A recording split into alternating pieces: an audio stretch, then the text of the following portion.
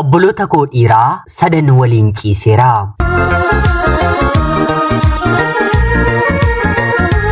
Seenaan kun ijoollee waggaa 14 gadiitiif akka dhaggeeffataniif gonkumaa hin eeyyamamu. Yeroodhaaf maqaa kiyya himachuun barbaadu kanan dhaladheetti guddadhee Jiituu Magariituu Oromiyaa keessatti. Barnoota kiyyallee kutaa 1 hanga 12tti maatii koo biratti ergan baradhee booda kutaa 12 booddee immoo Carraa Yuunivarsiitii seenee barachuu argadhee waggaa 2 walakkaa baradheen sanaan booddee dadhabee ari'ameen gara biyyaatti galeen. Sanaan booddee immoo adaadaan koo gara biyya hambaatti na waamtee biyya hambaa hojjechuun eegalee. Akkanumaan seenaa koo yeroon dhaladhe irraatii kaasee hangan biyya hambaa deemuuttiin jedheen toora lamaan yeroon barreessu yookiin immoo dubbadhu tarii waanuma toora lamaa isinitti fakkaachuu danda'a ta'a. Haa ta'uutii garuu sana gidduutti waan baay'ee wanta gurraaf hin tolle hedduun dabarsee seenaa kiyya qooduufis jabina kannaaf kenne. Seenaawwan garaagaraa gidduu kana toora sooshaal miidiyaa irratti naanna'aniin gara jabaatanii ijoolleen dubbachaa jiraniin tari'anis seenaa koo kana yoon qoode namni irraa beekuu yookiin immoo barachuu yookiin immoo hubachuu ni danda'a yaada jedhuuni. Haati koo ana waliin ijoollee 4 durba 1 fi dhiira 3 godhatteetti. Durba ta'een jalqaba maatii koof immoo sadaffaa irratti dhaladhe. Haati koo kan nu deesse arfan keenyiyyuu abbaadhaan garaagaradha. Haati koo yoo xiqqaate hagaarraatti abbaa manaa 10 oliin gaa'ela dhaabbatteeti. Amalli ishee dhiira ishee bilchachuuf dhufu miti nuyi ijoollee isheefiitiifiyyuu baay'ee ulfaataadha. Amala yookiin immoo gocha haadha keenyaa wantoota nuti irratti hin jaallanne baay'ee hedduutu jira.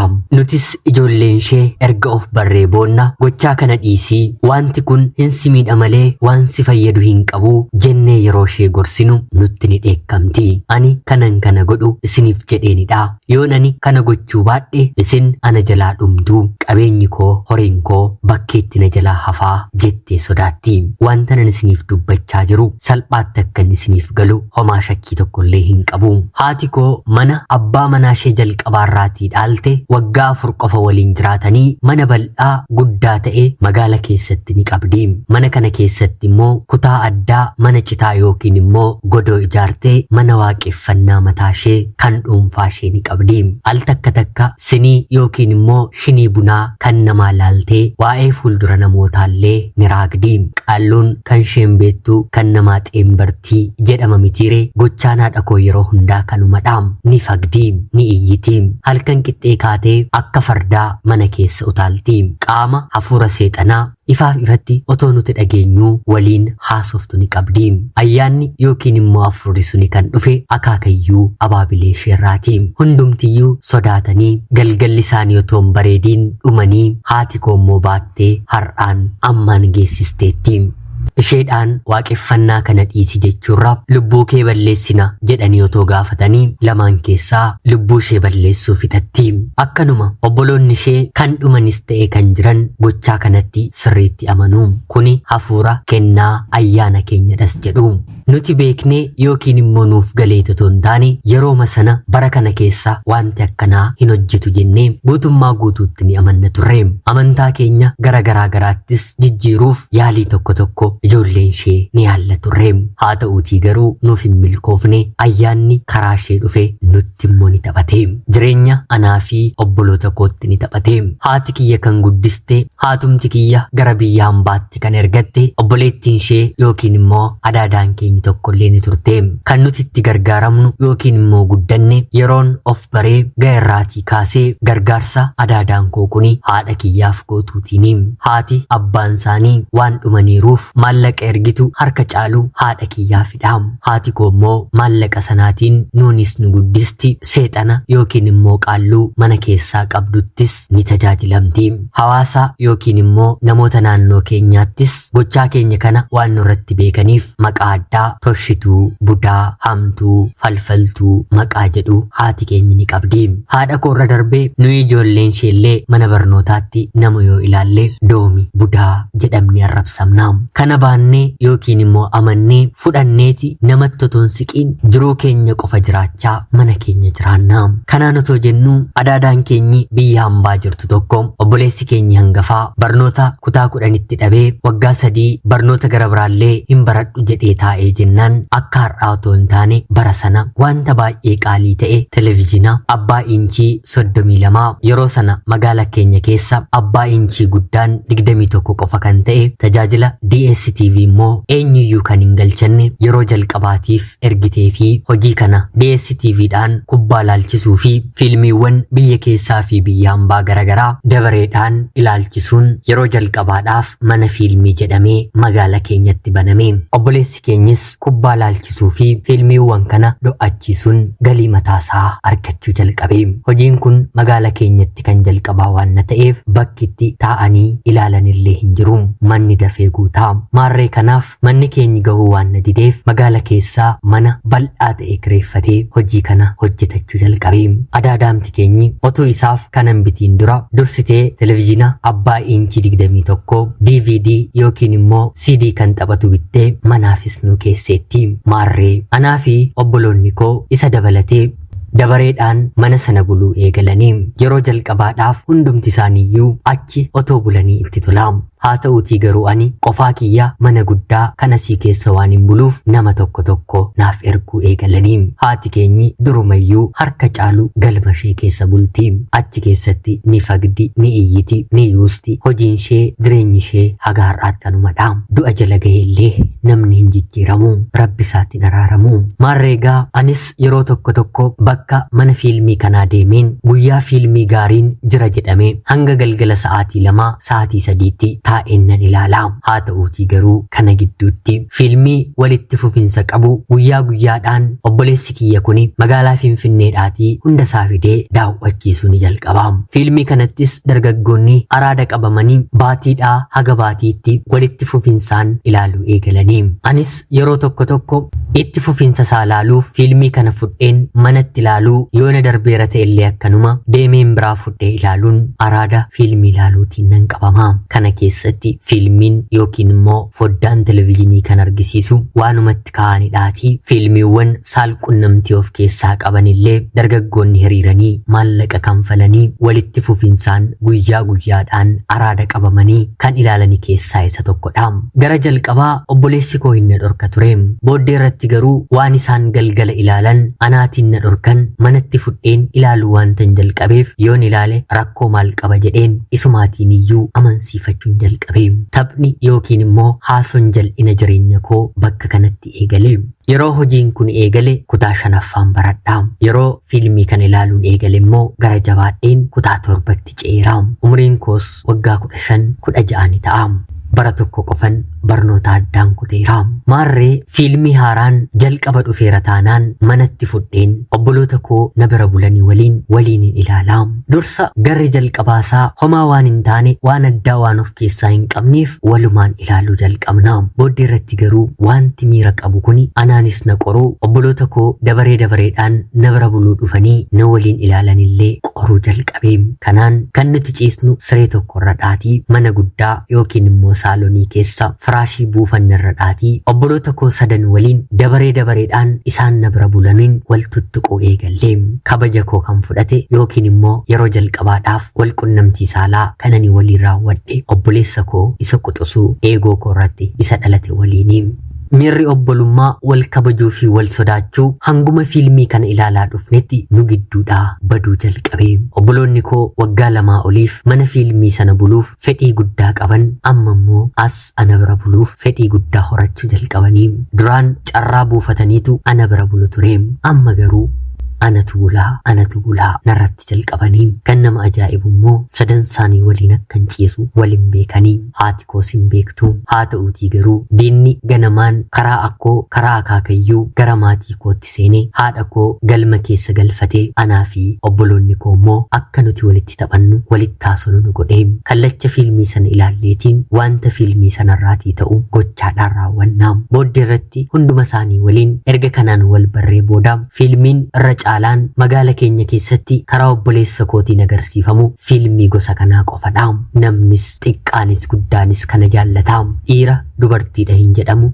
Galgala sa'aatii 12 taanaan kana ilaaluuf bakka sanatti wal ga'a. Otoo fiilmii tokko si'a 100 irra deebisee argisiiseeyyuu gosa kanaadha taanaan dargaggeessi magaala keenyaa hin nuffuu. Dubartoonni illee akkanumadha. Yeroo fiilmii biraadha ta'e gabaan manichaa xiqqoodha. Fiilmiin isa kanaadha yoo ta'e immoo gabaan mana keenyaa guddaadha.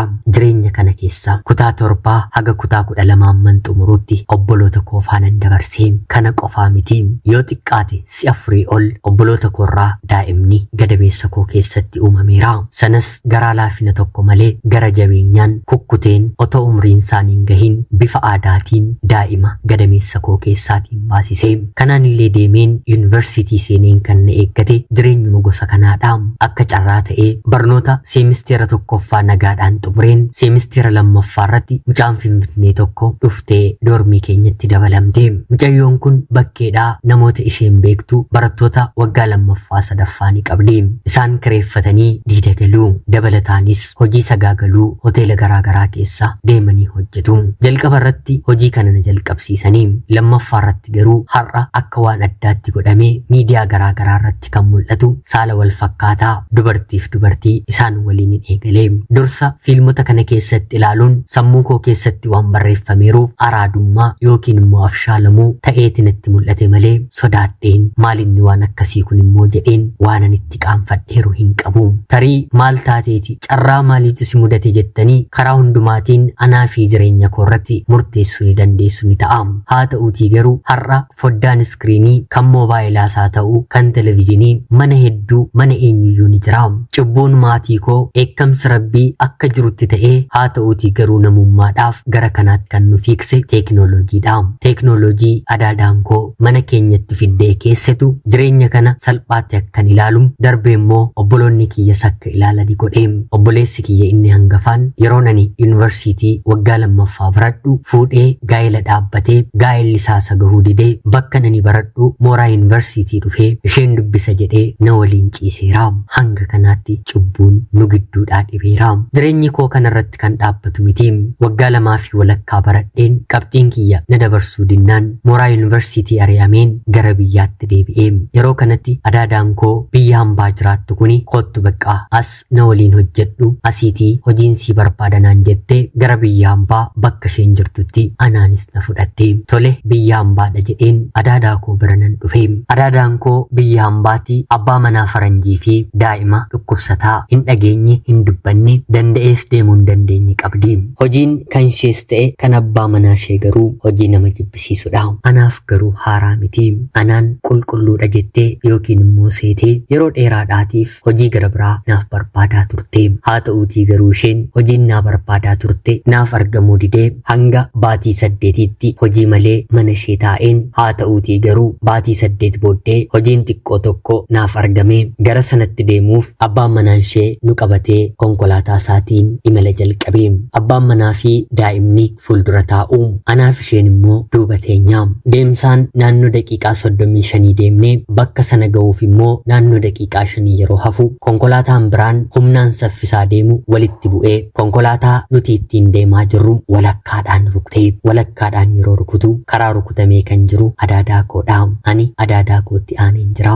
Lubbuun adaadaa koo battaluma baatee ani immoo miidhaa guddaan narra gahee daa'imnii fi abbaan daa'imaa garuu homaa otoo hin ta'in hojii sanas dhiisnee reeffa qabannee konkolaataa biraatiin gara manaatti deebinee. Reeffi adaadaa kiyyaas achumatti firoonni abbaa manaa bakka jiranitti awwaalamee mucaa ishee maatiin abbaa manaa fudhatee dhaabbata miti mootummaa ijoollee akkanaa guddisuutiif kennee. Biyya ormaa biyya ani hin beekne biyya firan qabne kana keessatti anaa fi abbaa manaa nadaadaa koo mana tokko keessaa waliin jiraachuu itti fufnee darbinee anaaf innis wal fuunee waliin jiraachuus eegallee. Haa ta'uutii garuu hojiin haati manaansaa yookiin immoo adaadaan koo hojjechaa turte hojii cubbuu maallaqa gaarii argamsiisu waan ta'eef san akkan hojjedhuuf na barsiisee baradheen seera qabeessaan dorgomeen kana durallee cubbuu jajjabaa hojjechaa waan hin tureef kun kan dura sammuun koo itti miicamedha waan ta'eef kanatti seeneen hojjechuun eegalee. Haa ta'uutii garuu waggaa 2 hojjedheen bakkuma kana dura konkolaataan na rukutee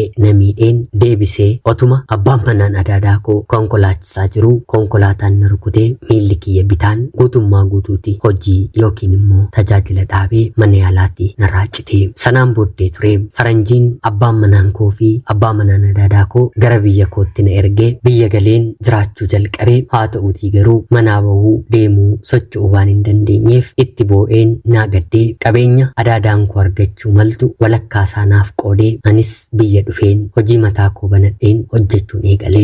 Har'a umuriin koo waggaa 34dha. Miilli tokko narra hin jiru. Obboleessi keenya hangafaaf fuudhee deebisee hiikeera. Obboloonni koo warri kaan immoo araada keessatti kufanii irbaata suusii ta'aniiru. Erga balaan konkolaataa kuni na mudatee hojiin taane kanattis deebi'uu iseen gara kootti deebi'ee. Wantoota ani dubbachuu yookiin immoo barreessuun barbaanne kana keessatti waa hedduutu jira. Gurrumti namaayyuu akka inni dhaga'u hin barbaadu. Sababiin isaa immoo armaan duratti kan hin haasa'eyyuu gurraaf haaraadha. Ani garuu darbeen kana raawwadheera. Booddee amantaa kootti jabaadheen yeroon kadhadhu abjuudhaanis wantoota garaagaraa yeroon argu sanyii yookiin immoo hidda keenya keessatti abbaan intala isaa fuudheera. Ayyaanni yookiin immoo qaalluun kun akka irraan deemneef haati ilma isheerraatii deesseetti. Ayyaanni akka isaatiif dabalamuuf immoo abbaan manaan haadha manaa isaa ajjeeseera. Gabaabseen hanga kanaatti yoon haasa'e gahaadha.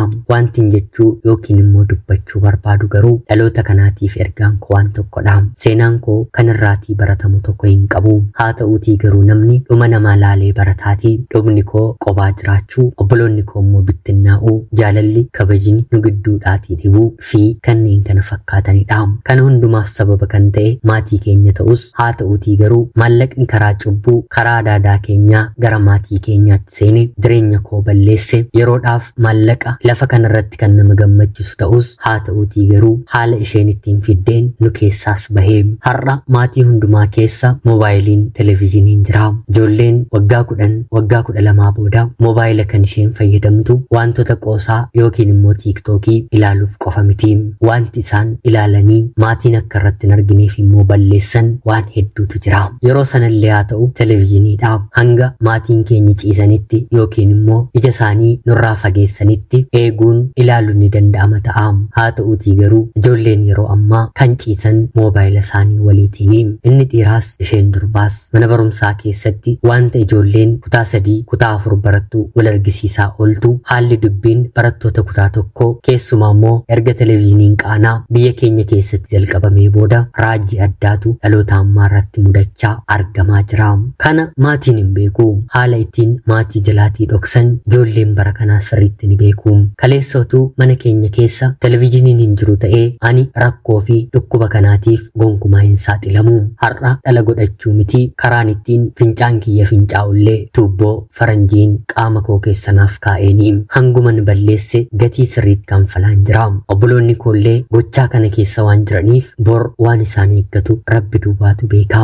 Har'a fuula kiyya gara waaqaatti galagalchus haa ta'uutii garuu jireenyi koo kaleessaa afaaniin kan dubbatamu gurraan illee kan danda'amee dhagahamu hin turre. Rabbiif galuu wanti dadhabamu hin jiruuti. Har'a dhiifama argadheen dheekkamsa inni narra kaa'een gara namummaatti deebi'een ofirra darbeen haadha koo maatii koo dhiisaa jedheen kadhachaan jira. Haa ta'uutii garuu waan ganama abaabilee fi akaakilee keenyarraatii nutti dhufeef wanta kana maatiin koo salphaatti dhiisuun itti sulfaateera. Afurri hamaa kun immoo nutti taphachaa jira. Daandiin ani waggoota dheeraadhaaf deemaa ture daandii sirriin turre. Kun immoo yeroo isaa guyyaa isaa eegee yeroon ani jiraachuuf barbaadutti kutee lafa na kaa'ee kanaa ol wanti hin jedhu hin jiru. Ana obboleettii keessan magaalaa Finfinnee irraati. Ulfaadhaa nagaatti galatoomaa.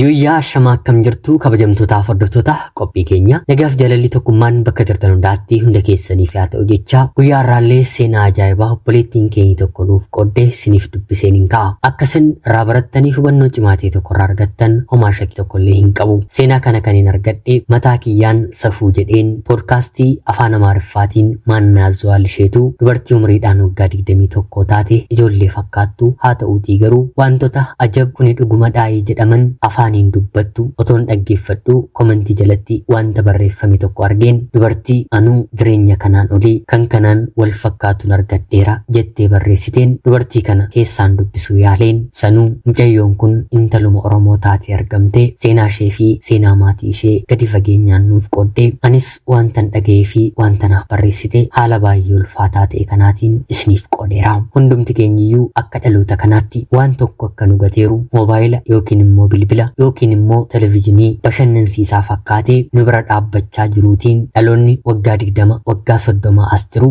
baay'eetti akka miidhamaa jiruu fi akka inni miidhame reefu kan nu yaadachiisedha. Eenyumaafiyyuu ijoolleen waggaa 7 reefu barnootaan kutaa tokko galtu fiilmii saalqunnamtii ni ilaaltii gochaa badii fedhii ofii ofiin ofirraa gatuu kan jedhu ni beekti kan jedhu namni tilmaamu hin jiru. Haa ta'uutii garuu dhaloonni kun dhukkuba kanaatiin waan qabameeruuf hanga danda'ame gochaa kanaatiif kan karaa banu maatiin dhumadha waan ta'eef maatiin moobaayila isaa keessa wantoota akkanaatu kaa'uu baatee wantoota ijoollee barsiisan ijoollee karaatti qabanii malee waan hin taane sammuu isaanii keessa kaa'an moobaayila isaatti akka hin baattanne CD DVD yeroo ammaa kanallee jiraachuu baatan filaashii fi bifa garaagaraatiin naannoo mana keenyaa fi ijoollee keenyarraa fageessuun barbaachisaadha. Dabalataan immoo ijoolleen harka keenya irratti guddisnu yookiin immoo obboloonni keenya guddachaa jiran amantaa isaanii irratti akka jabaatan ijoollummaadhaan waa'ee waaqaa, waa'ee jaalalaa, waa'ee firoomaa, aadaa fi safuu hawaasni ganama kaa'ee deeme akka baratan gochuun barbaachisaadhaan dhaamsa dhuunfaa kiyyaanis qophii kanarratti qabu. Egaan jaalatamtootaaf hordoftoota qophii keenya seenaan guyyaa irraa isiniif qabadheen dhiyaadhe kanuma fakkaatti. Akka isin irraa barattan homaa shakkii tokkollee hin qabu. Qophii seenaa gara biraatiin haga walitti deebinutti bakka jirtan maraan turtii gaarii.